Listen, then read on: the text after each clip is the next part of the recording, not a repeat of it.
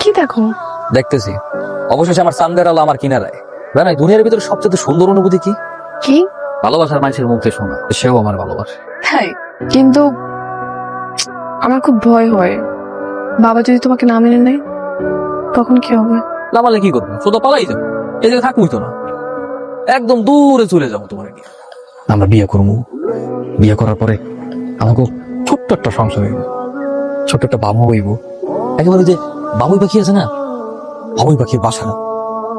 কি চুপ করে চুপ লেগে, যদি সত্যি এমন সিচুয়েশন হয়, যদি আমার লাগে পলান লাগে, পালাবার আমার লাগে। পালিয়ে যাবো, তবে তোমার আমাকে কথা দিতে হবে, তুমি কখনো আমাকে কষ্ট দিতে পারবে না, সবসময় এমন ভাবে ভালোবাসবে। কষ্ট দেবো কি লেগে? আমার দুনিয়াতে আছে কেটা? আমার শয়নে স্বপনে ধ্যান ধারণায় পুরা হৃদয়ে জুড়েই তোমার ভালোবাসা পাবো। কথা দিতে গেলে এটা তো আমি এমনিই করবো। তাহলে গাছ ছুঁয়ে বলো ছেড়ে যাবে না কখনো। গাছ হয়ে কথা বললাম, কোনদিন ছেড়ে যাবো না। মরার আগ পর্যন্ত এক লোক বলা যদি এক লোকেই মরি।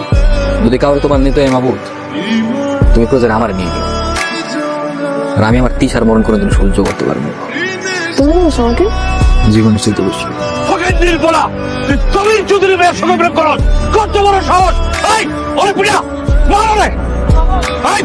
বাবা পরে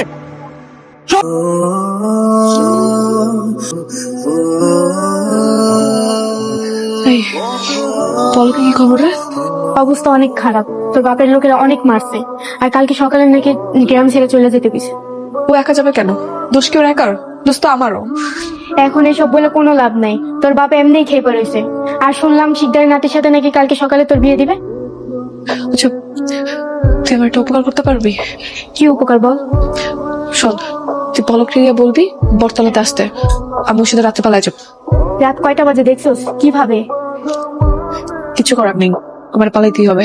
সত্যি সত্যি পালাবি? হ্যাঁ, তুই গিয়ে ওর খবরটা দিয়ে প্লিজ যা। আচ্ছা।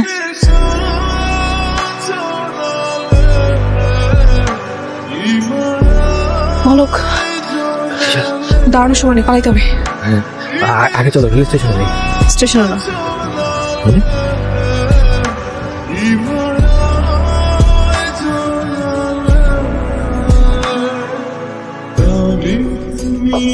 আছো